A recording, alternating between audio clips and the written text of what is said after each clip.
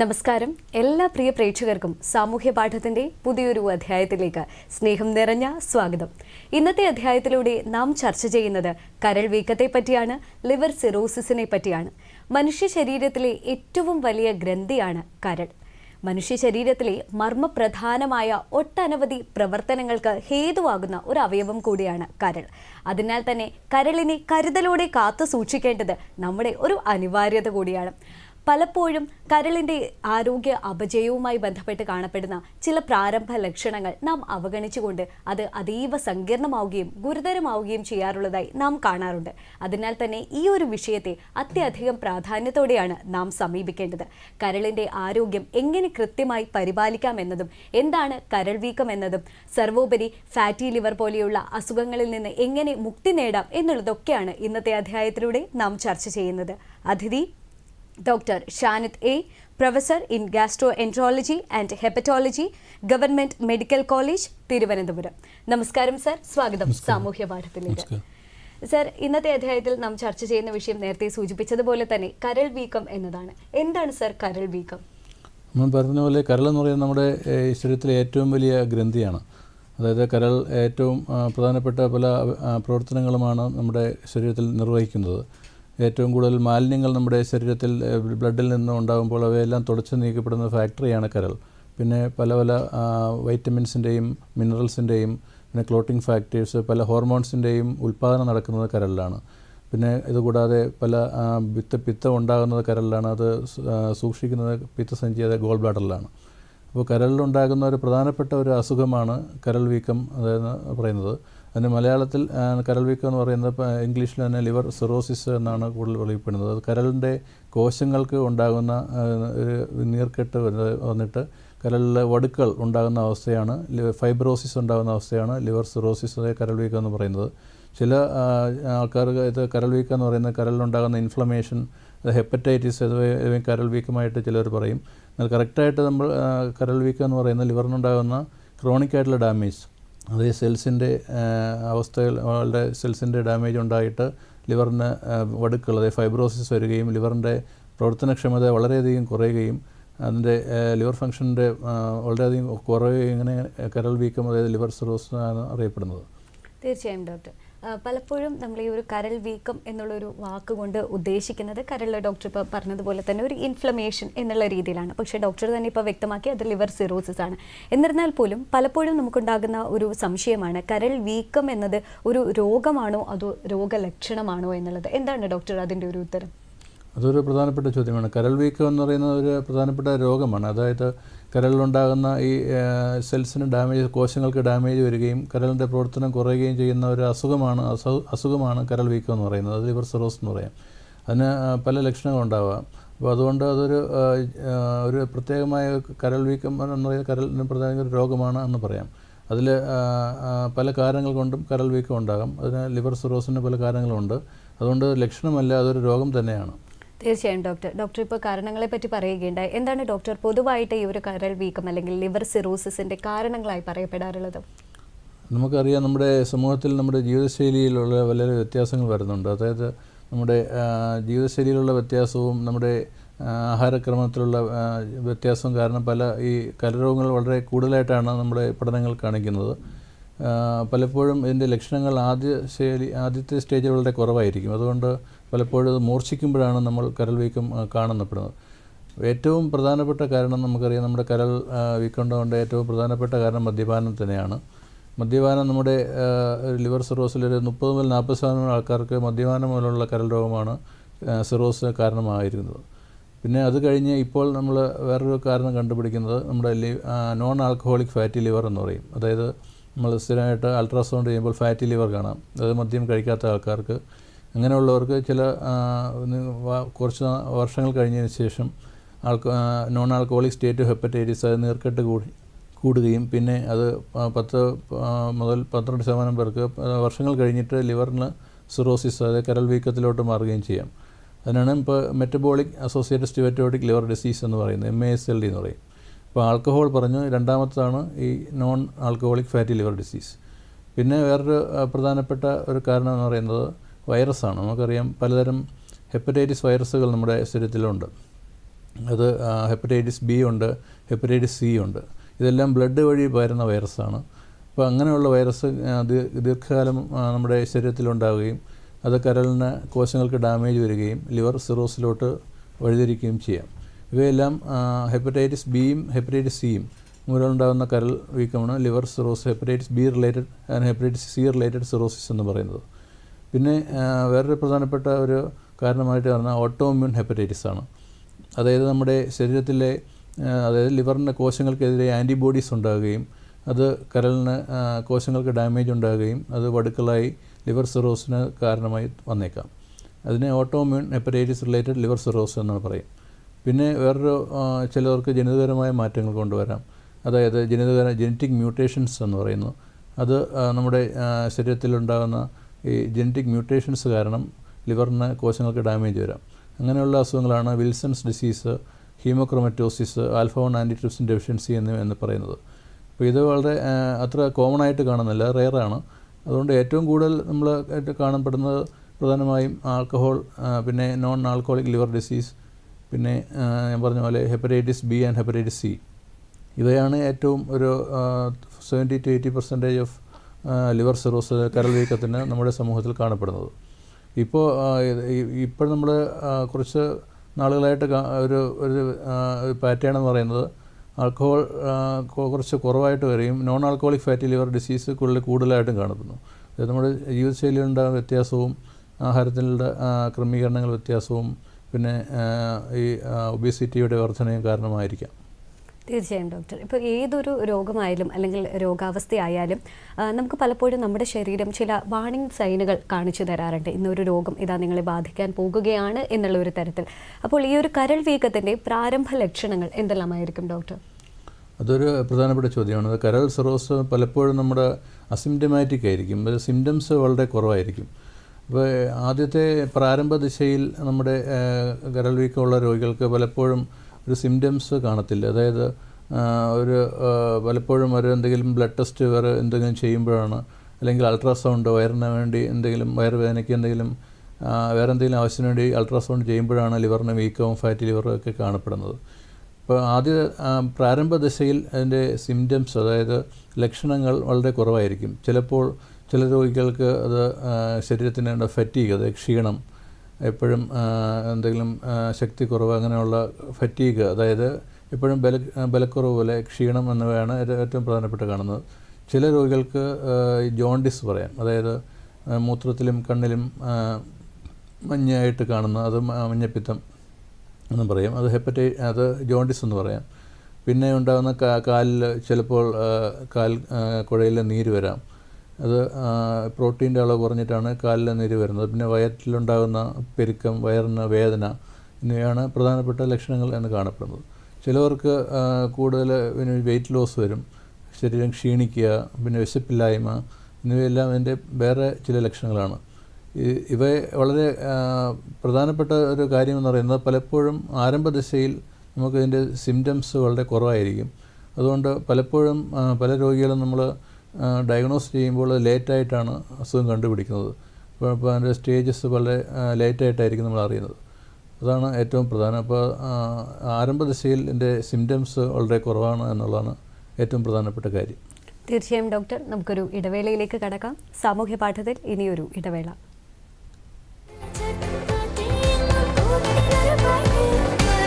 കൈ നിറയെ വെണ്ണതരാ, കവിളിലൊരുമ്മതരാ, നിന്നെ കാണാൻ എന്നെക്കാളും ചന്തം തോന്നും കുഞ്ഞിപ്പെണ്ണെ, എന്നിട്ടെന്നെ നിന്നെ കേട്ടാൻ ഇന്നുവരെ വന്നെല്ലാരും. മാവിലക്കുടിൽ പൈങ്കിളി കോകിലക്കിളി പാടടി, വീണ്ടു കിട്ടിയ പൂങ്കുഴൽ മഴക്കാർ നിറക്കിളിയോതെടി.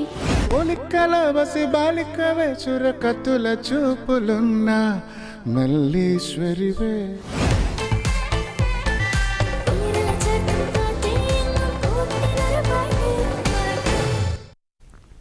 ഒരാവർത്തി കൂടി എല്ലാ പ്രിയ പ്രേക്ഷകർക്കും സാമൂഹ്യ പാഠത്തിലേക്ക് സ്നേഹം നിറഞ്ഞ സ്വാഗതം. ഇന്നത്തെ അധ്യായത്തിൽ നാം ചർച്ച ചെയ്യുന്ന വിഷയം കരൾ വീക്കം എന്നതാണ്. ഡോക്ടർ, ഇപ്പോൾ നമ്മൾ പറയുകയുണ്ടായി എന്താണ് നമുക്ക് ആദ്യ ഘട്ടത്തിൽ കാണുന്ന ലക്ഷണങ്ങൾ എന്താണെന്ന് പറയുകയുണ്ടായി. ഇനി ഈ ഒരു ലിവർ സിറോസിസിൻ്റെ വിവിധ ഘട്ടങ്ങൾ അതെന്തെല്ലാമായിരിക്കും ഡോക്ടർ? ലിവർ സിറോസ് ഞാൻ പറഞ്ഞ പോലെ ഒരു പല സ്റ്റേജസ് അതേ ഘട്ടങ്ങളിലുണ്ട്. ലിവർ സിറോസിൻ്റെ കോഴ്സിന് നാച്ചുറൽ ഹിസ്റ്ററി എന്ന് പറയുന്നത് അതിൽ പ്രധാനമായും first stage, second and third stage എന്നാണ് പറയുന്നത്. പിന്നെ ഫോർത്ത് സ്റ്റേജ് എന്ന് പറയുന്നത് ലിവർ ക്യാൻസർ ആയിട്ടുള്ളവരാണ്. അപ്പോൾ ഫസ്റ്റ് സ്റ്റേജ് എന്ന് പറയുന്നത് ചൈൽഡ് ഒരു സ്കോറിംഗ് സിസ്റ്റമുണ്ട്, child A, child B, child C എന്ന് പറയുന്നത്. Child A and child B എന്ന് പറയുന്നത് ഏർലി സ്റ്റേജാണ്. അപ്പോൾ അത്തരം ആൾക്കാർക്ക് പലപ്പോഴും ശരീരത്തിൻ്റെ ഉണ്ടാകുന്ന ക്ഷീണവും പിന്നെ ശരീരത്തിലെ മഞ്ഞ പിത്തം, അതായത് കണ്ണിനും മൂത്രത്തിനും മഞ്ഞ വരിക, പിന്നെ ചെറിയ നീര് എന്നിവയെ മാത്രമേ കാണുള്ളൂ. പലപ്പോഴും അത്തരം രോഗികൾക്ക് ലക്ഷണങ്ങൾ വളരെ കുറവായിരിക്കും. പിന്നെ സ്റ്റേജ് ബി, ചൈൽഡ് ബി എന്ന് പറയുമ്പോൾ ചിലപ്പോൾ വയറ്റിലുണ്ടാകുന്ന നീര് വരാം, പിന്നെ ഓർമ്മക്കുറവ് വരാം, പിന്നെ ചിലർക്ക് ക്ഷീണവും, പിന്നെ കൂടുതൽ ചൈൽഡ് സി എന്ന് പറയുന്നത് നെക്സ്റ്റ് സ്റ്റേജാണ്. അത് ലിവറിൻ്റെ പ്രവർത്തനം വളരെ കുറയുകയും അതിൻ്റെ പ്രോട്ടീൻ അതിൻ്റെ അളവ് കുറയുകയും ശരീരം മുഴുവൻ നീര് വരികയും വയറ്റിൽ മുഴുവൻ നീര്, അത് അസൈറ്റിസ് എന്ന് പറയുന്നത് ലിവറിൻ്റെ ഉണ്ടാകുന്ന വീക്കം കൊണ്ടുണ്ടാകുന്നതാണ്. പിന്നെ ചിലർക്ക് അത് ബ്ലഡ് വൊമിറ്റ് ചെയ്യാം, പിന്നെ മലത്തിൽ കൂടെ ബ്ലഡ് പോകുന്ന അങ്ങനെ അസുഖമുണ്ട്, മലീന എന്ന് പറയും. പിന്നെ ചിലർക്ക് ഓർമ്മക്കുറവ്, അതായത് ഹെപ്പാറ്റിക് എൻസെഫലോപ്പതി, തലച്ചോറിനെ ബാധിച്ചിട്ട് ഓർമ്മക്കുറവും പരിസരബോധവും ഇല്ലാതെ സംസാരിക്കുക, അങ്ങനെയുള്ള ചിലർക്ക് കോമ സ്റ്റേജിൽ വരെ പോകാം. അത് ചൈൽഡ് സി തേർഡ് സ്റ്റേജാണ്. പിന്നെ ഫോർത്ത് സ്റ്റേജ് എന്ന് പറയുന്നത് ലിവർ ക്യാൻസറാണ്. അതായത് നമ്മുടെ കരൾ വീക്കൽ കൂടുതൽ നാൾ കഴിഞ്ഞാൽ ചിലപ്പോൾ ലിവറിനുണ്ടാകുന്ന മുഴകൾ, അതായത് ക്യാൻസറായിട്ടുള്ള വരാം, ഹെപ്പറ്റോസെല്ലുലാർ കാർസിനോമ എന്ന് പറയാം. അപ്പോൾ ഇങ്ങനെയുള്ള പ്രധാനപ്പെട്ട 4 സ്റ്റേജുകളാണ് ലിവർ സിറോസിനുള്ളത്. തീർച്ചയായും ഡോക്ടർ, ഈ ഒരു കരൾ വീക്കം കണ്ടെത്താനുള്ള പ്രധാനമായും നാം നടത്തേണ്ടുന്ന പരിശോധനകൾ എന്തെല്ലാമായിരിക്കും? പ്രധാനമായും നമ്മുടെ ഇയർലി ആയിട്ടുള്ള സ്റ്റേജ് എന്ന് പറയുന്നത് നമ്മുടെ പലപ്പോഴും ബ്ലഡ് ടെസ്റ്റും അൾട്രാസൗണ്ട് സ്കാനിങ് എന്നിവയാണ് ഏറ്റവും പ്രധാനപ്പെട്ട ടെസ്റ്റും എന്ന് പറയുന്നത്.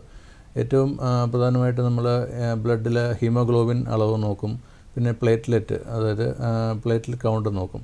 ഇപ്പോൾ സിറോസ് ഉള്ളവർക്ക് ലിവറിൻ്റെ പ്രഷർ കൂടുകയും പ്ലേറ്റ്ലെറ്റിന് അളവ് കുറയുകയും ചെയ്യും. അപ്പോൾ അങ്ങനെയുള്ളവർക്കാണ് ചിലപ്പോൾ ആദ്യമായിട്ട് അങ്ങനെ ടെസ്റ്റ് ചെയ്യുമ്പോഴായിരിക്കും കൗണ്ട് കുറഞ്ഞിട്ട് ലിവർ സിറോസ് കണ്ടെത്തുന്നത്. പിന്നെ ഒരു പ്രധാനപ്പെട്ട ഒരു ടെസ്റ്റ് എന്ന് പറയുന്നത് ബ്ലഡിൻ്റെ ലിവർ ഫങ്ഷൻ ടെസ്റ്റ് എന്ന് പറയുന്നത്, LFT എന്ന് പറയും. അതിൽ പല കമ്പോണൻസ് ഉണ്ട്, ബിലിറൂബിൻ, ആൽബുമിൻ, പിന്നെ SGOT, SGPT, അങ്ങനെ ലിവർ എൻസൈംസ് ഉണ്ട്, ആൽക്കലൈൻ ഫോസ്ഫേറ്റേസ്, പിന്നെ PTINR, അങ്ങനെയുള്ള ടെസ്റ്റ് ഉണ്ട്. ഇവയെല്ലാം ടെസ്റ്റ് ചെയ്യുമ്പോൾ നമ്മൾ ചെറിയ വേരിയേഷൻസ് കാണും. ബിലിറൂബിൻ കൂടുകയും ചിലപ്പോൾ ആൽബുമിൻ കുറയുകയും അങ്ങനെയുള്ളവർക്ക് ഇപ്പോൾ ലിവർ സിറോസ് കണ്ടെത്താം. പിന്നെ ഇത് കൺഫേം ആയിട്ട് നമ്മൾ ചെയ്യുന്നത് അൾട്രാസൗണ്ടാണ്. അൾട്രാസൗണ്ട് എന്ന് വെച്ചാൽ വയറിൻ്റെ ഒരു അൾട്രാസൗണ്ട് സ്കാൻ നമുക്ക് എല്ലാവർക്കും അറിയാം. അത് ഒരു OP ആയിട്ട് ചെയ്യുന്ന ടെസ്റ്റാണ്. അൾട്രാസൗണ്ട് ലിവറിൻ്റെ ഒരു പ്രോബ് വെച്ചിട്ട് ലിവറിൻ്റെ അൾട്രാസൗണ്ട് വേവ്സ് കടത്തിയിട്ട് ലിവറിൻ്റെ വീക്കം കണ്ടെത്താൻ പറ്റും. അപ്പോൾ അത് എത്രത്തോളം ലിവറിന് ഡാമേജ് ഉണ്ടോ, ലിവറിന് മുഴകളുണ്ടോ, നീരുണ്ടോ എന്നിവയെല്ലാം അറിയാൻ പറ്റും. പിന്നെ പല വേറെ ടെസ്റ്റ് എന്ന് പറഞ്ഞാൽ കൂടുതൽ അഡ്വാൻസ്ഡ് ടെസ്റ്റാണ്. അതായത് CT സ്കാൻ, MRI, അത് ലിവറിൽ വേറെ മുഴകളോ വല്ലതും ഉണ്ടോ എന്ന് അറിയാനായിട്ടുള്ള ടെസ്റ്റും ലിവറിൻ്റെ ഞരമ്പുകൾക്ക് ബ്ലോക്ക് ഉണ്ടാകുന്ന അറിയാനും ഉള്ള CT സ്കാനും MRI സ്കാനുമാണ് വേറെ ടെസ്റ്റുകളുള്ളത്. പിന്നെ ഉള്ളത് ഈ ബ്ലഡ് ടെസ്റ്റ് എന്ന് പറയുന്നത് ഹെപ്പറ്റൈറ്റിസിൻ്റെ വൈറസ് ഉണ്ടോ എന്ന ടെസ്റ്റാണ്. അത് ഹെപ്പറ്റൈറ്റിസ് B, ഹെപ്പറ്റൈറ്റിസ് C എന്ന വൈറസ് എല്ലാം നമുക്ക് ബ്ലഡ് വഴി കണ്ടെത്താൻ പറ്റും. അതിന് ഇപ്പോൾ HbSAg, anti-HCV എന്ന ടെസ്റ്റ് എല്ലാം ഉപയോഗപ്പെടുന്നതാണ്. പിന്നെ ഇതാണ് ഏറ്റവും പ്രധാനപ്പെട്ട ഈ ടെസ്റ്റുകൾ ഉപയോഗിക്കുന്നത്. തീർച്ചയായും ഡോക്ടർ, അതോടൊപ്പം തന്നെ പലപ്പോഴും ഉണ്ടായി വരുന്ന ഒരു സംശയമാണ് ഈ ചർമ്മത്തിലുണ്ടാകുന്ന ചൊറിച്ചിലുകൾ, ഇച്ചിങ്ങും അതോടൊപ്പം തന്നെ കണ്ണിൻ്റെ നിറം മാറലും. ഇത് അത്രമേൽ ഗൗരവമായി നാം കാണേണ്ട ഒരു വിഷയമാണോ? അത് പലപ്പോഴും പലരും അവഗണിക്കുന്നതായി നാം കാണാറുണ്ട്. അതിനെപ്പറ്റി വ്യക്തമാക്കാം ഡോക്ടർ.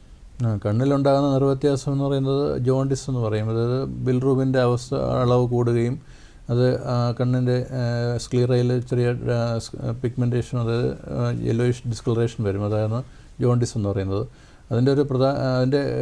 അത് ലിവർ സിറോസിലാണ് കൂടുതൽ കാണുന്നത്. പിന്നെ ഹെപ്പറ്റൈറ്റിസിലും ഈ ജോണ്ടിസ് വരാം. പിന്നെ മറ്റു കാരണങ്ങൾ കൊണ്ടും ജോണ്ടിസ് വരാം. ഇപ്പോൾ ജോണ്ടിസ് ഉള്ള എല്ലാ രോഗികൾക്കും കരൾ വീക്കമുണ്ടെന്ന് അർത്ഥമാക്കേണ്ടതില്ല. ഒരു കാരണമാണ് ഈ ജോണ്ടിസ് വരാനുള്ള ഒരു കാരണമാണ് ലിവർ സിറോസിസ്. പിന്നെ ചിലർക്ക് ഗിൽബർട്ട് സിൻഡ്രോം എന്ന് പറയുന്നിട്ട് ഒരു ഗിൽബർട്ട് സിൻഡ്രോം, അത് ബിലിറൂബിൻ മാത്രം കൂടുന്ന ഒരവസ്ഥയാണ്.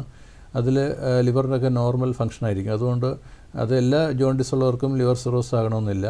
പിന്നെ പ്രൂറിറ്റിസ്, അതായത് ശരീരം ഉണ്ടാകുന്ന ചൊറിച്ചിൽ, ചൊറിച്ചിലിൻ്റെ ഒരു ലേറ്റ് സ്റ്റേജ് ഓഫ് ലിവർ ഡിസീസിലാണ് ഈ ചൊറിച്ചിൽ പ്ലൂറിറ്റിസ് ഒക്കെ കാണുന്നത്. അത് സീറം ബൈലാസിഡ് കൂടിയിട്ട് നമ്മുടെ ബ്ലഡിൽ കലരുകയും അത് നെർസിന് ഇത് ചെയ്തിട്ട് ചൊറിച്ചിലുണ്ടാവുകയും ചെയ്യും. അപ്പോൾ ചൊറിച്ചിൽ ലിവർ സിറോസുള്ള അഡ്വാൻസ് സ്റ്റേജിൽ ഒരു 10-15% പേർക്ക് ചൊറിച്ചിൽ കാണാം. അപ്പോൾ എല്ലാ ചൊറിച്ചിലുള്ള രോഗികൾക്കും ലിവർ സിറോസ് വരണമെന്നില്ല. അപ്പോൾ അങ്ങനെ സിറോസ് ഉള്ളവർക്ക് ഇങ്ങനെ ചൊറിച്ചിലും ഉണ്ടാകാം. അപ്പോൾ അതൊരു ചൊറിച്ചിലുണ്ടെങ്കിൽ നമുക്ക് അതിൻ്റെ ലിവറിൻ്റെ സിറോസ് അങ്ങനെ വല്ലതും ഉണ്ടോ എന്നുള്ള ടെസ്റ്റ് ചെയ്ത് നോക്കാൻ നല്ലതായിരിക്കും. അതിൻ്റെ കാരണം കണ്ടെത്താൻ അത് ഉപയോഗപ്പെടും. തീർച്ചയായും ഡോക്ടർ ഇപ്പോൾ തന്നെ വ്യക്തമാക്കി എന്താണ് പ്രാരംഭഘട്ടത്തിലുള്ള ലക്ഷണങ്ങൾ. അതിനുശേഷം നമ്മൾ പരിശോധനകൾ നടത്തുന്നു. കരൾ വീക്കമുണ്ട് എന്ന് തീരുമാനമായാൽ അല്ലെങ്കിൽ അങ്ങനെയുള്ള ഒരു രോഗാവസ്ഥ സ്ഥിരീകരിക്കപ്പെട്ടാൽ അതിനുശേഷം നടത്തുന്ന ചികിത്സകൾ എന്തെല്ലാമായിരിക്കും ഡോക്ടർ?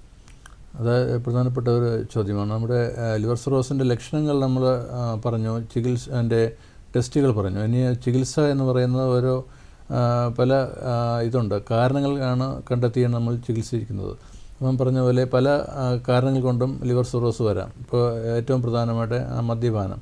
ഇപ്പോൾ മദ്യപാനമുള്ള രോഗികൾക്ക് ഇപ്പോൾ ഏറ്റവും പ്രധാനപ്പെട്ട ചികിത്സ എന്ന് പറയുന്നത് അതിൻ്റെ മദ്യപാനം നിർത്തുക എന്നുള്ളതാണ്.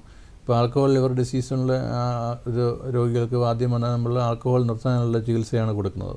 അപ്പോൾ അത് കഴിഞ്ഞിട്ട് പിന്നെ ലിവറിൻ്റെ ഈ വടുക്കൾ, അതായത് കോശങ്ങൾക്ക് ഡാമേജ് കുറയ്ക്കാനായിട്ടുള്ള, നീർക്കെട്ട് കുറയ്ക്കാനുള്ള മരുന്നുകൾ കൊടുക്കും. അതിൽ പലതരം അർസോഡിയോക്സി കോളിക് ആസിഡ് എന്ന മരുന്നുകളുണ്ട്. പിന്നെ സ്റ്റിറോയിഡ്, വേറെ ചില ആൽബുമിൻ, വേറെ ബീറ്റ ബ്ലോക്കേഴ്സ് എന്നീ മരുന്നുകളെല്ലാം കൊടുക്കുന്നതാണ്. ചിലർക്ക് ഓർമ്മക്കുറവ് വരാം. അപ്പോൾ ഓർമ്മക്കുറവും ബാക്കി കൈ മുഴുവൻ നീര്, വയറ്റിൽ നീര് എന്നിവയെല്ലാം വരാം. അപ്പോൾ അതിനുള്ള നീരിൻ്റെ ഗുളികകളും ആൽബുമിൻ ഇഞ്ചക്ഷനും പിന്നെ ഓർമ്മക്കുറവിനുള്ള മരുന്നുകളെല്ലാം ആണ് കൊടുക്കുന്നത്. പിന്നെ വേറൊരു പ്രധാനപ്പെട്ട കാരണം പറഞ്ഞ പോലെ non alcoholic fatty liver disease, അതായത് ഫാറ്റി ലിവർ വന്നിട്ട് മെറ്റബോളിക് സ്റ്റേറ്റോട്ടിക് ലിവർ ഡിസീസ്. അപ്പോൾ അങ്ങനെയുള്ള രോഗികൾക്ക് ഒരു പ്രധാനപ്പെട്ട കാരണം എന്ന് പറയുന്നത് മെറ്റബോളിക് സിൻഡ്രോമാണ്. അപ്പോൾ അതിന് നമ്മൾ ട്രീറ്റ് ചെയ്യാനാണ് ഏറ്റവും പ്രധാനപ്പെട്ട കാര്യം. മെറ്റബോളിക് സിൻഡ്രോം നമുക്കറിയാം, അതിൽ പല ഘടകങ്ങളുണ്ട്. അതിൽ ഒന്ന് പ്രധാനപ്പെട്ട അത് ഡയബറ്റിസാണ്, പ്രമേഹം, പിന്നെ ഒബീസിറ്റി അതായത് പൊണ്ണത്തടി, മൂന്നാമത്തത് BP ഹൈപ്പർ ടെൻഷൻ, നാലാമത്തത് കൊളസ്ട്രോൾ, ഡിസ്ലൈപ്പിഡീമിയ. അപ്പോൾ ഇത് ഉണ്ടെങ്കിലാണ് ഈ ഫാറ്റി ലിവറുള്ള രോഗികൾക്ക് അങ്ങനെ വരുമ്പോഴാണ് ലിവറിൻ്റെ കൊഴുപ്പ് അടിഞ്ഞിട്ട് ഫാറ്റി ലിവർ വരികയും കാലക്രമേണ സിറോസ് ആവുകയും ചെയ്യുന്നത്. അപ്പോൾ അതിനുള്ള ട്രീറ്റ്മെൻറ്റ് നമ്മൾ കൊടുക്കുക. അത് ഡയബറ്റീസ് ട്രീറ്റ് ചെയ്യുക, BP, പിന്നെ പ്രമേഹം പറഞ്ഞായിരുന്നു, പിന്നെ ഹൈപ്പർ ടെൻഷൻ, ഡിസ്ലൈപ്പിഡീമിയ, പിന്നെ ഒബീസിറ്റി, അതായത് കൂടുതൽ വ്യായാമം ചെയ്ത് ഒബീസിറ്റി കുറയ്ക്കുക, ആഹാരത്തിലുള്ള ക്രമീകരണം, ഇവയെല്ലാം വെയിറ്റ് കുറയ്ക്കാനുള്ള മരുന്ന് ചെയ്യുന്നതാണ്. അതുകൂടാതെ പിന്നെ നേരത്തെ പറഞ്ഞ പോലെ ലിവറിൻ്റെ വീക്കം കുറയ്ക്കാനുള്ള പല മരുന്നുകളുമുണ്ട്. അത് വൈറ്റമിൻ ഇ മരുന്നുകളുണ്ട്. ലിവർ സിറോസിൽ ഫാറ്റി ലിവർ കാരണമുള്ള ലിവർ സിറോസ് കുറയ്ക്കാനായിട്ട് പുതിയ മരുന്നുകളും റെസിമെട്രോം, സിമാഗ്ലൂട്ടൈഡ് എന്നീ മരുന്നുകളെല്ലാം പുതിയതായിട്ട് ഇപ്പോൾ കണ്ടെത്തിയിട്ടുണ്ട്. അപ്പോൾ ഇതെല്ലാം കൊടുത്തിട്ട് ലിവറിൻ്റെ ഈ വടുക്കൾ, അതായത് ഫൈബ്രോസിസ് വരുന്ന അവസ്ഥയെ നമുക്ക് കുറച്ച് കൊണ്ടുവരാൻ പറ്റും. പിന്നെ ഹെപ്പറ്റൈറ്റിസ് ബി, ഹെപ്പറ്റൈറ്റിസ് സി എന്നീ വൈറസ് കൊണ്ടുണ്ടാകുന്ന ലിവർ വീക്കം ഞാൻ പറഞ്ഞായിരുന്നു. അപ്പോൾ അങ്ങനെയുള്ളവർക്ക് കരൾ സിറോസ് വരുന്നാൽ ഹെപ്പറ്റൈറ്റിസ് ബിക്ക് എതിരെ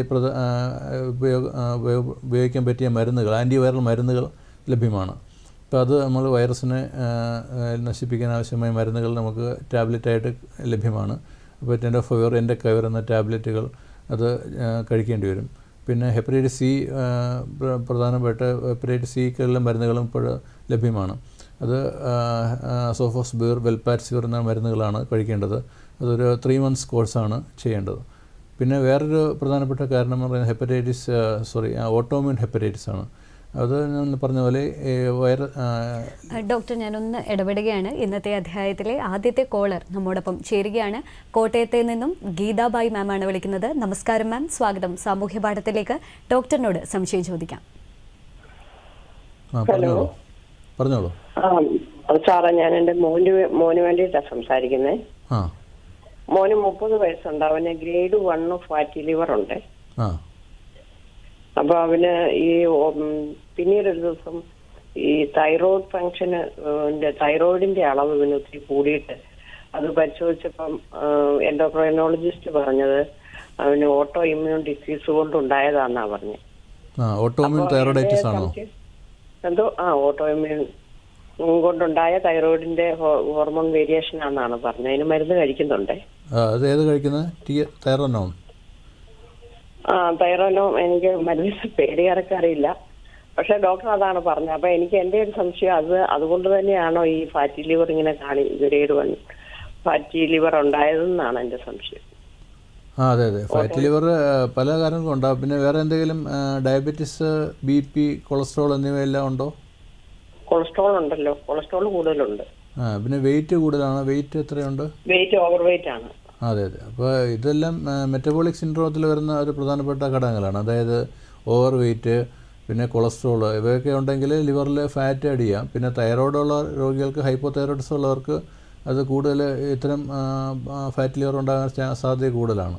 അപ്പോൾ അവർക്ക് ഒബീസിറ്റി വരാൻ സാധ്യതയുണ്ട്. അതായത് തടി കൂടാനുള്ള, വെയിറ്റ് കൂടാനുള്ള സാധ്യതയുണ്ട്.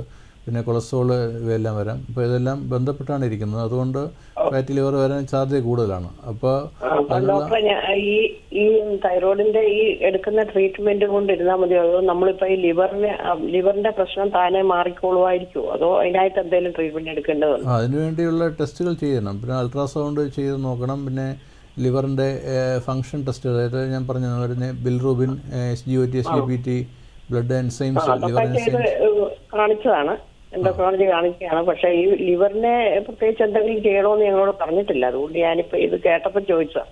അതെ ഇപ്പോൾ ലിവർ ടെസ്റ്റ് ചെയ്യണം. പിന്നെ ലിവറിൻ്റെ ഒരു എത്രത്തോളം കട്ടിയുണ്ടെന്ന് പറയുന്ന ടെസ്റ്റ് ഉണ്ട്, ഫൈബ്രോ സ്കാൻ എന്ന് പറയും. അതെല്ലാം ഇപ്പോൾ മെഡിക്കൽ കോളേജിൽ ലഭ്യമാണ്. അപ്പോൾ നിങ്ങൾ കോട്ടയത്താണോ സ്ഥലം? കോട്ടയത്താണ് സ്ഥലം. അതെ ഇപ്പോൾ കോട്ടയം മെഡിക്കൽ കോളേജിൽ ഗാസ്ട്രോ വിഭാഗത്തിൽ കാണിച്ചാൽ മതി കേട്ടോ, അല്ലെങ്കിൽ ഗാസ്ട്രോ എൻട്രോളജിസ്റ്റിനാണ് കാണിക്കണം. അപ്പോൾ അവർ ടെസ്റ്റ് ചെയ്ത് നോക്കിയിട്ട്, ബ്ലഡ് ടെസ്റ്റും ഈ ഫൈബർ സ്കാനെല്ലാം നോക്കിയിട്ട് അതിനുള്ള ചികിത്സ ലഭ്യമാക്കും. പ്രധാനമായിട്ടും നമ്മൾ കൊളസ്ട്രോൾ ചികിത്സിക്കുക, തൈറോയ്ഡ് ഗുളിക കഴിക്കുക, പിന്നെ വ്യായാമം, അതാണ് ഏറ്റവും പ്രധാനം. പിന്നെ ജീവിതശൈലിയുള്ള ക്രമം, ആഹാരത്തിലുള്ള പോഷകാഹാരം കൂട്ടുക, പിന്നെ ഇത്തരം കൊഴുപ്പുള്ള അടങ്ങിയതും എണ്ണയെല്ലാം, ആഹാരമെല്ലാം കുറയ്ക്കുക, വ്യായാമം ചെയ്യുക എന്നിവയാണ് എൻ്റെ പ്രധാനപ്പെട്ട ചികിത്സാ രീതികളെന്ന് പറയുന്നത്. അതെ, ഓക്കെ മാം, വിളിച്ചതിന് നന്ദി. സാമൂഹ്യ പാഠം തുടർന്നും കാണുക. ഇനി സാമൂഹ്യ പാഠത്തിൽ ഒരിടവേള.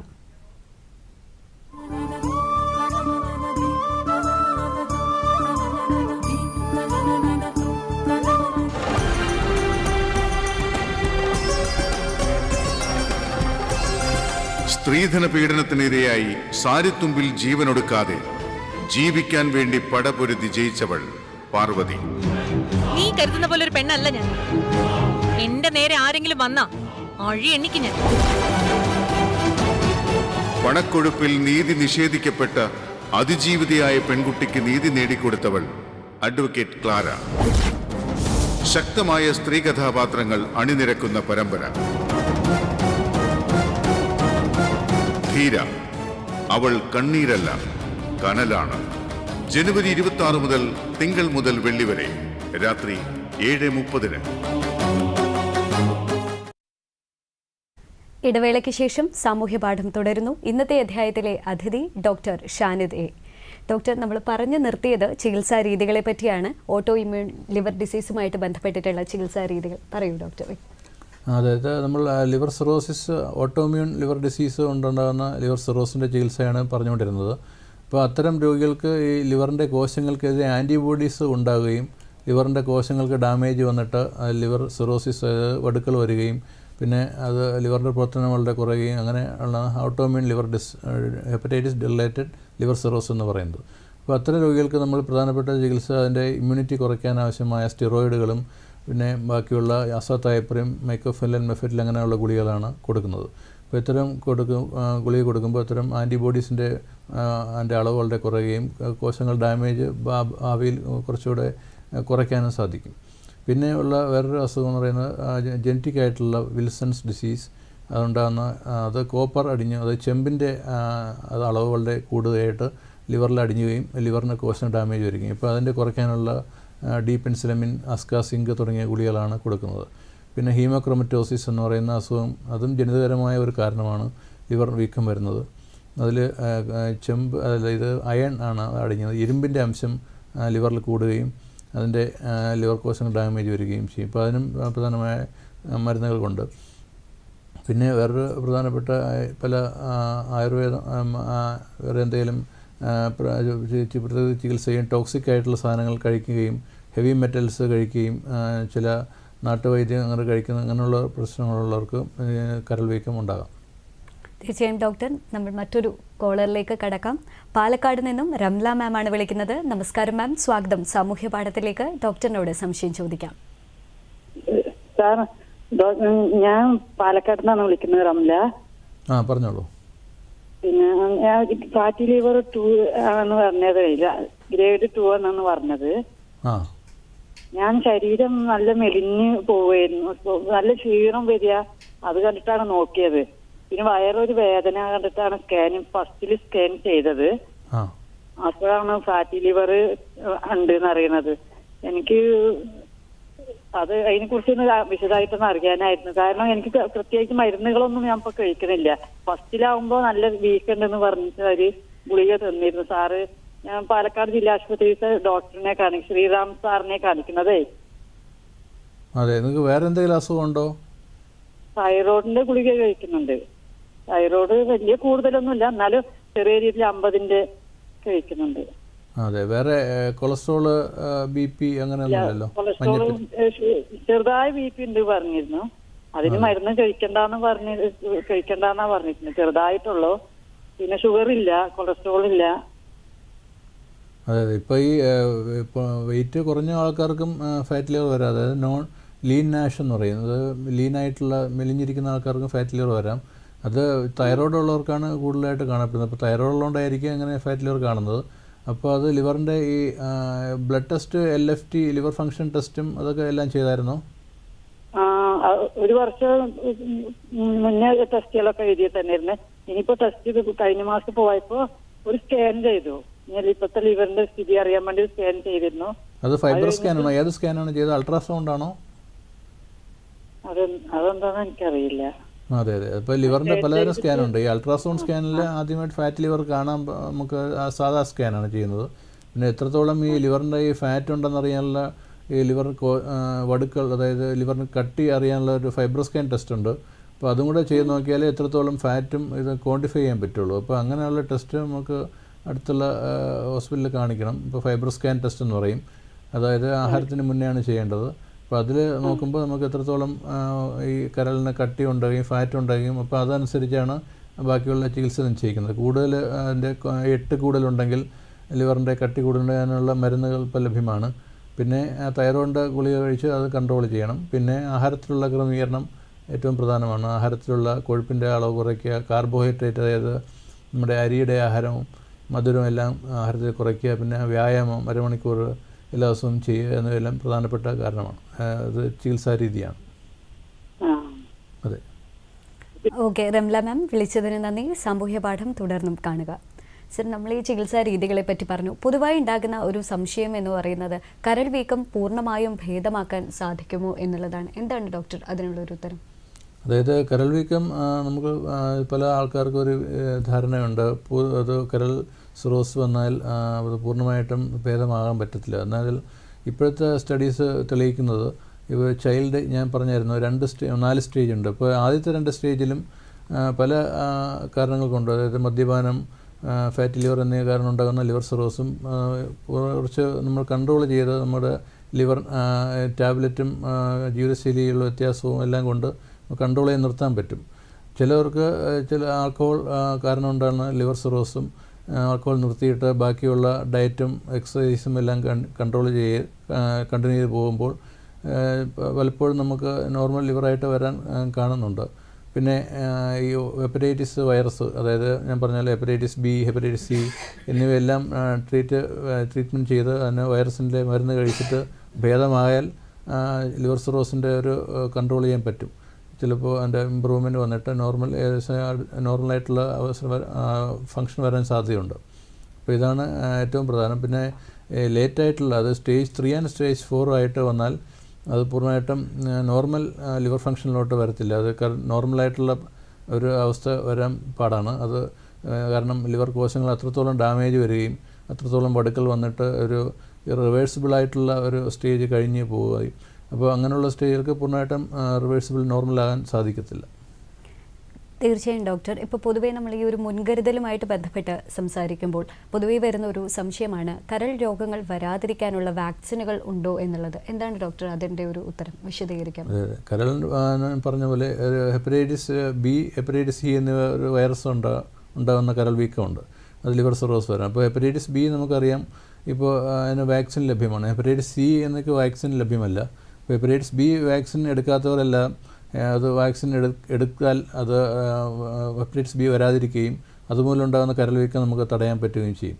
ഇപ്പോൾ നമുക്കറിയാം ഹെപ്പറ്റൈറ്റിസ് ബി ഇപ്പോൾ എല്ലാ ജനിക്കുന്ന കുട്ടികൾക്കെല്ലാം നമ്മുടെ നാഷണൽ ഇമ്മ്യൂണൈസേഷൻ ഷെഡ്യൂളിൽ ഇൻക്ലൂഡഡ് ആണ്.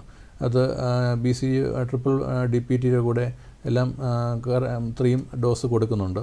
അപ്പോൾ അത് എടുക്കാത്ത ആൾക്കാർ അത് ഇപ്പോൾ ഒരു 4-5 വർഷമായിട്ടാണ് അത് ഇമ്മ്യൂണൈസേഷൻ ഷെഡ്യൂളിൽ ആക്കിയിട്ടുള്ളത്, ഇൻക്ലൂഡ് ചെയ്തിട്ടുള്ളത്. അപ്പോൾ അതിന് മുന്നേ ജനിച്ചവർക്ക് അത് എടുത്തിട്ട് കാണത്തില്ല. അപ്പോൾ അങ്ങനെ ഉള്ളവർക്ക് ഹെപ്പറ്റൈറ്റിസ് ബി വാക്സിൻ എടുക്കുന്നത് നല്ലതായിരിക്കും.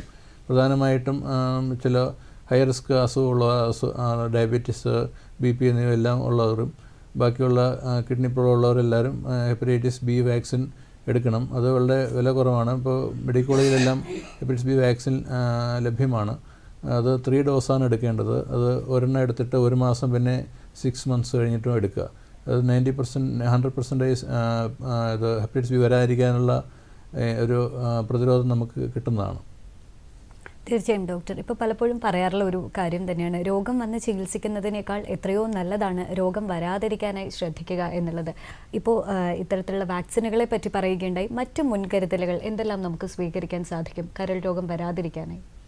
അതെ, ഹെപ്പറ്റൈറ്റിസ് ബി, ഹെപ്പറ്റൈറ്റിസ് സി പറഞ്ഞായിരുന്നു. അപ്പോൾ പ്രധാനപ്പെട്ട കാരണം പറഞ്ഞ പോലെ മദ്യപാനമാണ് ഏറ്റവും പ്രധാനപ്പെട്ട കാരണം. അപ്പോൾ അപ്പോൾ മദ്യപാനമുള്ള രോഗികൾ അങ്ങനെയുള്ള മദ്യപാനം നിർത്തുക എന്നുള്ളതാണ് ഏറ്റവും പ്രധാനപ്പെട്ട ചെയ്യും. പിന്നെ അത്തരം ദുശീലങ്ങളിലോട്ട് പോകാതിരിക്കുക. ഇപ്പോൾ മദ്യം ഉണ്ടെങ്കിൽ അത് നിർത്തുക, പിന്നെ പുകവലി നിർത്തുക, പിന്നെ ജീവിതശൈലി രോഗങ്ങൾ ഉണ്ടാകുന്ന ഫാറ്റി ലിവർ, അത് നോൺ ആൽക്കഹോളിക് ഫാറ്റി ലിവർ ഞാൻ പറഞ്ഞായിരുന്നു. അതായത് മെറ്റബോളിക് അസോസിയേറ്റഡ് സ്റ്റേറ്റോട്ടിക് ലിവർ ഡിസീസ്, അതായത് MASLD അസുഖം.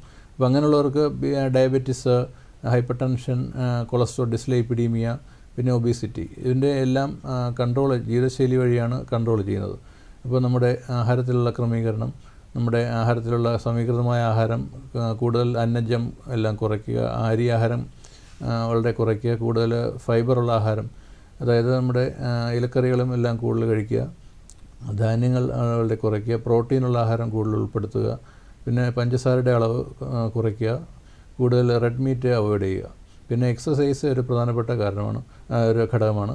നമ്മുടെ വ്യായാമം, അതായത് അരമണിക്കൂർ എല്ലാവരും ഒരു 5 ദിവസം ഒരാഴ്ച അരമണിക്കൂർ വ്യായാമം ചെയ്യുക. പിന്നെ ഉപ്പിൻ്റെ അളവ് വളരെ കുറയ്ക്കുക. ഉപ്പുള്ള ആഹാരം അനിയന്ത്രിതമായി കഴിക്കാതിരിക്കുക. അതായത് BP കൺട്രോൾ ചെയ്യാനാണ്. BP എല്ലാവരുടെയും നോർമലായിട്ട് നിർത്തുക. 130/80 ആണ് നോർമൽ, 130/80. ഇപ്പോൾ അതിനുള്ളിൽ BP കൺട്രോൾ ചെയ്യുക. പിന്നെ കൊളസ്ട്രോൾ ഉള്ളവർക്ക് അതിനുള്ള ടാബ്ലറ്റ് നോക്കുക, കഴിക്കുക എന്നുള്ളതാണ്. പിന്നെ ഡയബറ്റീസ് ഉള്ളവർക്ക് അതിൻ്റെ ട്രീറ്റ്മെൻറ്റ് എല്ലാം കണ്ടിന്യൂ ചെയ്യുക. പിന്നെ വേറൊരു പ്രധാനപ്പെട്ട ഹെപ്പറ്റൈറ്റിസ് ബി, ഹെപ്പറ്റൈറ്റിസ് സി എന്ന് പറയുന്നത് ബ്ലഡ് വഴിയാണ് പകരുന്നത്. ഇപ്പോൾ ബ്ലഡ് വഴിയും ഇഞ്ചക്ഷൻ വഴിയും പിന്നെ സെക്ഷൽ കോണ്ടാക്റ്റ് അങ്ങനെ വേണം. അപ്പോൾ അത് നമ്മൾ ഹെപ്പറ്റൈറ്റിസ് ബി, സി വരാതിരിക്കാൻ നമ്മുടെ ഈ സിറിഞ്ച് നമ്മുടെ ഈ IV ഇഞ്ചക്ഷൻ കൊടുക്കുന്ന ഈ ലഹരി ഇഞ്ചക്ഷൻ ഉണ്ടല്ലോ, അപ്പോൾ അത്തരം ഇഞ്ചക്ഷൻസ് എല്ലാം അവോയ്ഡ് ചെയ്യുക. IV എടുക്കുമ്പോൾ ബ്ലഡ് ടെസ്റ്റ് വഴി ഇഞ്ചക്ഷൻ, ബ്ലഡ് ട്രാൻസ്ഫ്യൂഷനൊക്കെ ഉണ്ടെങ്കിൽ എല്ലാം ടെസ്റ്റ് ചെയ്ത് മാത്രമേ ബ്ലഡൊക്കെ സ്വീകരിക്കുക. പിന്നെ IV ഡ്രഗ് അബ്യൂസ്, അതായത് ഇപ്പോൾ നമുക്കറിയാം ഇപ്പോഴത്തെ തലമുറയെല്ലാം IV ഡ്രഗ് അബ്യൂസ് കൂടുതലായിട്ടാണ് വരുന്നത്. അപ്പോൾ അവർക്കെല്ലാം കൂടുതൽ ഹെപ്പറ്റൈറ്റിസ് സി എന്ന് കാണപ്പെടുന്നുണ്ട്. അപ്പോൾ ഇത്തരം ചെറുപ്പക്കാരെ ആദ്യമേ കണ്ടെത്തി ഇവയെ അതിൽ നിന്ന് മാറ്റുക. അവരുണ്ടെങ്കിൽ അതിനെ ടെസ്റ്റ് ചെയ്ത് ഹെപ്പറ്റൈറ്റിസ് സി കണ്ടെത്തിയാൽ അതിനെ ട്രീറ്റ് ചെയ്യുക എന്നുള്ളതാണ് ഏറ്റവും പ്രധാന കാരണം. തീർച്ചയായും ഡോക്ടർ. നമ്മോടൊപ്പം മറ്റൊരു കോളർ ചേരുകയാണ്. കോഴിക്കോട് നിന്നും ശ്രീ അരുണാണ്. നമസ്കാരം സർ, സ്വാഗതം സാമൂഹ്യ പാഠത്തിലേക്ക്. ഡോക്ടറിനോട് സംശയം ചോദിക്കാം. Good afternoon doctor. Good afternoon Arun. എൻ്റെ പേര് അരുൺ, ഞാൻ കോഴിക്കോട് നിന്നാണ് വിളിക്കുന്നത്. പറയൂ. ഞാൻ മൂക്ക് വേണ്ടിയാണ്. ഞാൻ മൂക്ക് ഇപ്പോൾ 4 വയസ്സായി. ഞാൻ ഓൾറെഡി ഹെപ്പറ്റൈറ്റിസ് ബിന്റെ വാക്സിൻ ഞാൻ പ്രൈവറ്റിൽ നിന്നാണ് എടുത്തിട്ടുള്ളത്. അപ്പം എനിക്കിനിപ്പം സെക്കൻഡ് ഡോസ് ഇനിയിപ്പം കോഴിക്കോട് മെഡിക്കൽ കോളേജിൽ നിന്ന് എടുക്കാൻ പറ്റുമോ എന്ന് അറിയാൻ വേണ്ടിയായിരുന്നു. അതെ അതെ. അപ്പോൾ മകൾക്ക് ഇതുവരെയ്ക്കും എടുത്തിട്ടില്ലേ? അത് മകൾക്ക് വേണ്ടിയാണോ നമുക്ക് വേണ്ടിയാണോ ചോദിക്കുന്നത്? അല്ല, മകൾക്ക് വേണ്ടിയാണ്. മോക്ക് ഓൾറെഡി ഫസ്റ്റ് ഡോസ് ഞാൻ എടുത്തിട്ടുണ്ട്. ഇനിയിപ്പോൾ 6 മന്ത് കഴിഞ്ഞു, ഇപ്പോൾ ഓൾമോസ്റ്റ് 6 മന്ത് കഴിഞ്ഞു. അപ്പൊ അതിന്റെ ബൂസ്റ്റർ ഡോസ് എടുക്കാൻ വേണ്ടി. ജനിച്ചപ്പോൾ എടുത്തില്ലായിരുന്നോ? ഇല്ല, ജനിച്ച സമയത്ത് ഉണ്ടായിരുന്നില്ല. വാക്സിൻ ഇത് എടുത്തില്ല. സാധാരണ ഈ 4 വയസ്സല്ലേ ആയുള്ളൂ? 4 വയസ്സാ. 4 വയസ്സുള്ള ആൾക്കാർക്ക് ഇമ്മ്യൂണൈസേഷൻ ഷെഡ്യൂളിൽ അത് ഇൻക്ലൂഡഡ് ആണ്. അത് സാധാരണ നമ്മൾ ട്രിപ്പിൾ വാക്സിനൊക്കെ എടുക്കുമ്പോൾ DPT അതിനെ ഉൾപ്പെടുത്തി ഹെപ്പറ്റൈറ്റിസ് ബി ഷെഡ്യൂളിൽ ഉൾപ്പെടുത്തി തരുന്നുണ്ട്. അത് ഇപ്പോൾ എടുത്തില്ലെന്ന് ഉറപ്പാണോ? എടുത്തിട്ടില്ലെന്ന് ഉറപ്പാണ്. ഞാനന്ന് ഇവിടെ DBയിലാണ് ഞാൻ ഫസ്റ്റ് ഡോസ് എടുത്തിട്ടുണ്ടായിരുന്നത്. അപ്പൊ അന്നേരം അവിടെ അവർ മാർക്ക് അന്നേരം പറഞ്ഞിട്ടുണ്ടായിരുന്നു. അത് എനിക്ക് തോന്നുന്നത് അവൈലബിലിറ്റി ഇല്ലാത്തതിന്റെ പ്രശ്നമാണോ അറിയില്ല. അപ്പോൾ എടുത്തില്ലെങ്കിൽ അത് എത്രയും പെട്ടെന്ന് എടുത്താൽ മതി. യൂഷ്വലി ഫസ്റ്റ് ഡോസ് എടുത്തതിന് ശേഷം 1 മാസം കഴിച്ച് രണ്ടാമത്തെ എടുക്കുക, അങ്ങനെ മൂന്നാമത്തത് 6 മന്ത്ലി എടുക്കുക എന്നുള്ളതാണ് നോർമലി ആയിട്ടുള്ളത്. ഇപ്പോൾ എടുത്തിട്ട് ഫസ്റ്റ് ഡോസ് എടുത്തിട്ട് ഇപ്പോൾ 6 മന്ത്സ് ആയോ? 6 മന്ത് ആയി. അതെ അതെ. അപ്പോൾ അത് ഉടനെ പോയി നെക്സ്റ്റ് ഡോസ് എടുത്താൽ മതി. അപ്പോൾ എടുത്തിട്ട് പിന്നെ 6 മന്ത് കഴിഞ്ഞ് എടുക്കുക കേട്ടോ. ഓക്കെ. അതിപ്പം കോഴിക്കോട് മെഡിക്കൽ കോളേജിലൊക്കെ അവൈലബിൾ ആയിരിക്കും. ഇപ്പോൾ ഇടയ്ക്ക് ഒരു ഷോർട്ടേജ് ഉണ്ടായിരുന്നു, അതിൻ്റെ ഈ വാക്സിൻ ഷോർട്ടേജ് ഉണ്ടായിരുന്നു. ഇപ്പോൾ അതിൻ്റെ ഈ മെറ്റീരിയൽ കിട്ടാത്തതുകൊണ്ടായിരുന്നു കമ്പനീസിന് ഷോർട്ടേജ് ഉണ്ടായിരുന്നു. ഇപ്പോൾ എനിക്കൊന്ന് ഇപ്പോൾ കുറച്ച് ലഭ്യത ഇമ്പ്രൂവ് ആയി വരുന്നുണ്ട്. ഇപ്പോൾ ലഭ്യമാണെന്ന് തോന്നുന്നു. അപ്പോൾ അവിടെ കോഴിക്കോട് മെഡിക്കൽ കോളേജിൽ തിരക്കിയാൽ മതി കേട്ടോ. ഓക്കെ ശരി. Thank you. ഓക്കെ സർ, വിളിച്ചതിന് നന്ദി. സാമൂഹ്യ പാഠം തുടർന്നും കാണുക. സർ, ഇപ്പോൾ നമ്മൾ മുൻകരുതലുകളെ പറ്റിയായിരുന്നു സംസാരിച്ചത്. പൊതുവായിട്ട് ഈ ഒരു കാലഘട്ടത്തിൽ എന്ത് രോഗം വന്നാലും നമ്മൾ ഓടിച്ചെന്ന് മരുന്നുകൾ കഴിക്കുന്ന ഒരു രീതി പൊതുവേ കാണാറുണ്ട്. ഡോക്ടറിനോട് സംസാരിക്കാതെ അല്ലെങ്കിൽ വിദഗ്ധനുമായിട്ട് കൺസൾട്ട് ചെയ്യാതെ രീതിയിൽ തന്നെ. അപ്പോൾ ഇത്തരത്തിൽ വേദന സംഹാരികളും അതോടൊപ്പം തന്നെ ഗുളികകളും മറ്റുമൊക്കെ കഴിക്കുന്നത് വൃക്ക രോഗങ്ങൾക്കും അതോടൊപ്പം തന്നെ കരളിൻ്റെ രോഗങ്ങൾക്കും ഒക്കെ പ്രശ്നമാകുന്നതായി കേൾക്കാറുണ്ട്. അപ്പോൾ അത് കരളിനെ ബാധിക്കാറുണ്ടോ സർ? അതെ അതെ, അത് പ്രധാനപ്പെട്ട ഒരു ക്വസ്റ്റ്യനാണ്. നമ്മുടെ ഇപ്പോഴത്തെ ആൾക്കാർക്ക് പലപ്പോഴും പല പനിയും എന്തെങ്കിലും ശരീരവേദന എന്നിവ കണ്ടാൽ ഉടനെ പോയി മെഡിക്കൽ സ്റ്റോറിൽ പോയി പാരസെറ്റമോളും ഇബുപ്രോഫൻ, ഡൈക്ലോഫെനാക് തുടങ്ങിയ പെയിൻ കില്ലേഴ്സ് എല്ലാം കഴിക്കാം. അവർക്ക് ചിലപ്പോൾ അങ്ങനെ കൊടുക്കാം, ചിലവർക്ക് കൊടുക്കും. അപ്പോൾ അതെല്ലാം ദീർഘകാലം കഴിക്കുന്നതെല്ലാം കരളിന് കേടാണ്. അതുപോലെ വൃക്കയ്ക്കും കേടാണ്. ഇതെല്ലാം മെറ്റബോളൈസ് ചെയ്യുന്നത് കരളിലും വൃക്കയിലും എല്ലാമാണ്. അപ്പോൾ ഇതെല്ലാം കൂടുതലായിട്ട് ഇങ്ങനെ അനിയന്ത്രിതമായി ഒരു പ്രിസ്ക്രിപ്ഷൻ ഇല്ലാതെ കഴിക്കുന്നത് ലിവറിന് വീക്കം വരാം, പിന്നെ കിഡ്നി ഡാമേജ് വരാം, പിന്നെ ലിവർ ഓവർ ഡോസ് വന്നിട്ട് ലിവർ എൻസൈംസ് എല്ലാം കൂടിയിട്ട് മഞ്ഞപ്പിത്തം വരാം. അപ്പോൾ അതുകൊണ്ട് ഇത്തരം ഒരു പ്രിസ്ക്രിപ്ഷൻ ഇല്ലാതെ ഈ പെയിൻ കില്ലേഴ്സ്, ആൻറ്റിബയോട്ടിക്സ് എന്നിവയെല്ലാം, പാരസെറ്റമോൾ എന്നിവയെല്ലാം കഴിക്കരുത്. എല്ലാം ഒരു ഡോക്ടറുടെ നിർദ്ദേശപ്രകാരം മാത്രമേ കഴിക്കാവൂ. പിന്നെ ബാക്കിയുള്ള ചില പാരമ്പര്യ വൈദ്യരുടെ പച്ചില മരുന്നുകൾ എന്നിവയെല്ലാം ചിലർ എടുക്കുന്നുണ്ട് മഞ്ഞപ്പിത്തത്തിന് വേണ്ടി. അതെല്ലാം നമുക്ക് അറിയത്തില്ല അതിൻ്റെ കണ്ടൻറ്റ് എന്താണെന്ന്. അതൊക്കെ കൂടിയിട്ട് ലിവറിന് കേടായിട്ടാണ് ഇപ്പോൾ പല കേസുകളും വരുന്നത്. അപ്പോൾ ഒരു വിദഗ്ധമായ ഒരു ഡോക്ടറുടെ നിർദ്ദേശപ്രകാരം ഇല്ലാതെ ഇത്തരം മരുന്നുകൾ എടുക്കുന്നത് എപ്പോഴും ആരോഗ്യത്തിന് ഹാനികരമാണ്. തീർച്ചയായും ഡോക്ടർ, നമുക്കൊരു ഇടവേളയിലേക്ക് കടക്കാം. സാമൂഹ്യ പാഠത്തിൽ ഒരു ഇടവേള. മാത്തച്ഛൻ്റെ ഒരു പഴയ ലൈനാണത്, സിസിലി. ഇവന്റെ പഴയ കാമുകി തിരിച്ചു വന്ന് സത്യം. എന്നാ ഞാനൊരു പണി ഒപ്പിക്കാം. എന്റെ പറയടുന്ന ജോണിച്ചായന്റെ മോള് സിസിലി, അവളൊന്നോ? സിസിലി അതെ തന്നെ. സിസിലിയെ എന്തോ നമ്മുടെ ഈ സിസിലി നിന്റെ ഭാര്യ സിസിലിയെ കണ്ടു കഴിഞ്ഞാൽ ഒരു 2ാം ലോക സിസിലി യുദ്ധം നടക്കാൻ സാധ്യതയുണ്ട്. എന്റെ മനസ്സിൽ ഒറ്റ ആളെ ഉള്ളത് മനസ്സിലാക്കണം, KP സിസിലി. അത് അവളല്ലേ? ഞാൻ KK സിസിലി അല്ലേ?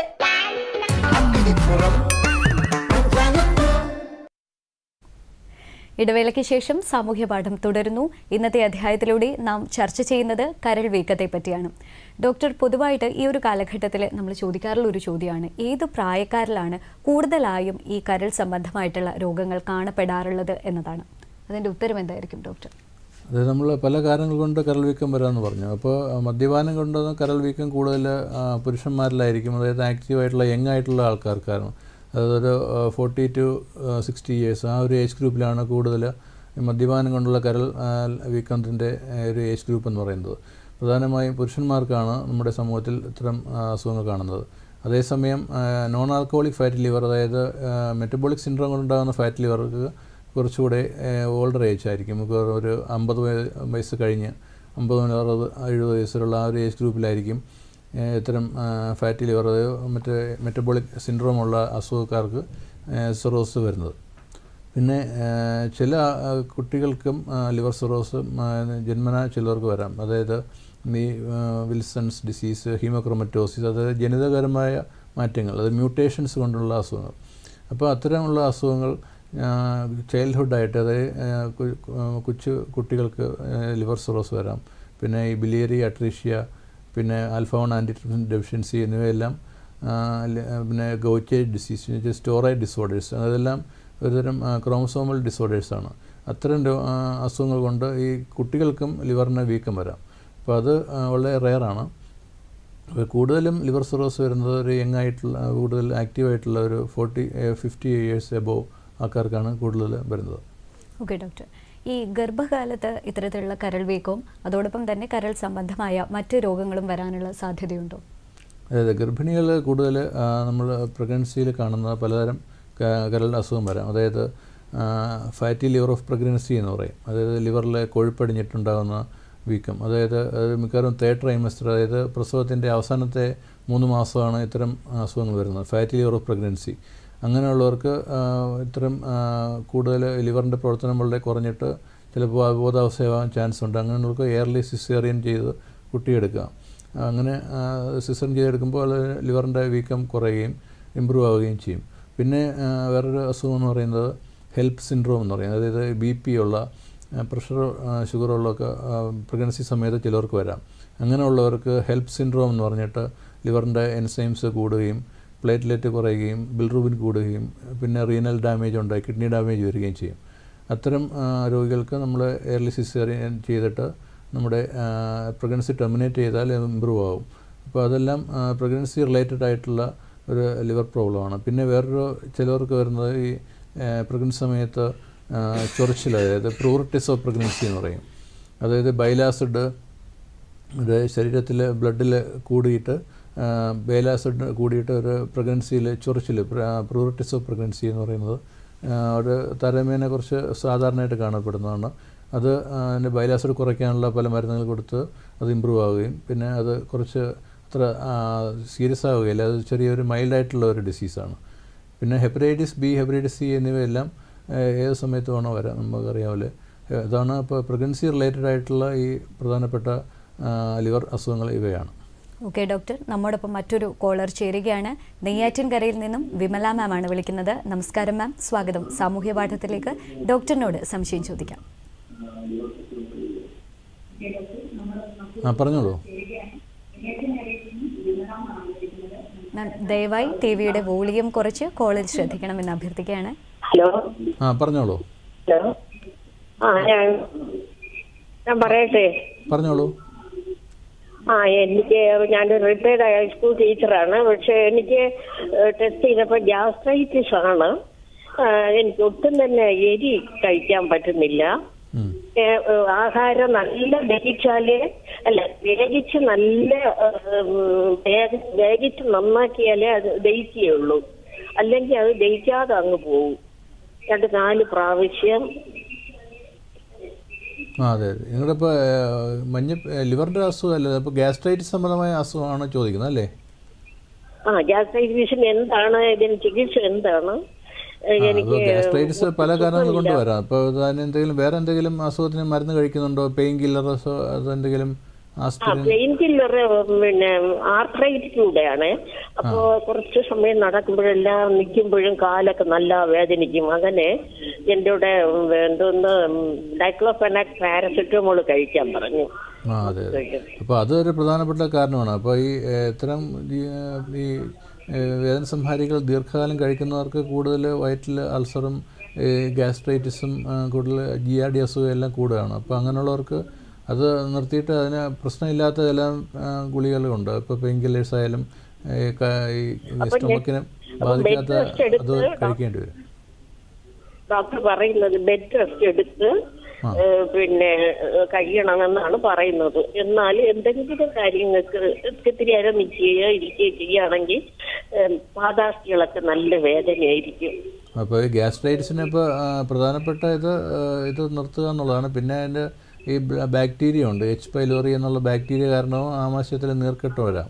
അപ്പോൾ അതിൻ്റെ ടെസ്റ്റ് ചെയ്യുക, എൻഡോസ്കോപ്പി ചെയ്ത് നോക്കണം. പിന്നെ ഈ ആഹാരം ദഹിക്കാതെ പോകുന്നത് വേറെ ഈ ദഹനത്തിൻ്റെ പ്രശ്നങ്ങൾ കൊണ്ടും വരാം. അപ്പോൾ അതൊരു വിദഗ്ധമായ ഒരു ഗ്യാസ്ട്രോഎൻട്രോളജിസ്റ്റിൻ്റെ കണ്ടിട്ട് അതിൻ്റെ ബ്ലഡ് ടെസ്റ്റും വേറെ സ്കാനും എൻഡോസ്കോപ്പിയും എല്ലാം നോക്കണം കേട്ടോ. ഓക്കെ മാം, വിളിച്ചതിന് നന്ദി. സർ, ഇപ്പോൾ ഈ ഒരു രോഗാവസ്ഥയെ പറ്റി പറയുകയുണ്ടായി, അത് ഗുരുതരമാകുന്ന സങ്കീർണമാകുന്ന ഘട്ടങ്ങളെ പറ്റിയും പറയുകയുണ്ടായി. പലപ്പോഴും ഈ കരൾ മാറ്റിവെക്കൽ ശസ്ത്രക്രിയ എന്ന് പറയുന്ന ആ ഒരു ഘട്ടത്തിലേക്ക് എപ്പോഴാണ് എത്തുന്നത്? അതിൻ്റെ ഒരു സാധ്യതകൾ എപ്പോഴാണ്?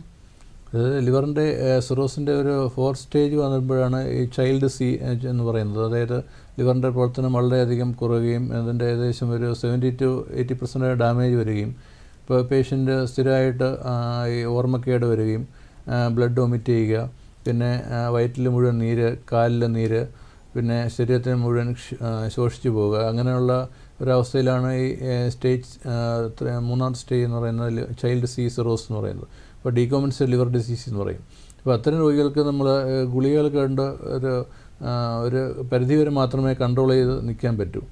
പിന്നെ അത് ഗുളിക കണ്ടിന്യൂ ചെയ്ത് പോയാലും പിന്നെ പൂർണ്ണമായിട്ടും ഒരു നോർമൽ ലിവർ വരത്തില്ല, അപ്പോൾ ആ ഒരു ഫങ്ഷനിലോട്ട് വരത്തില്ല.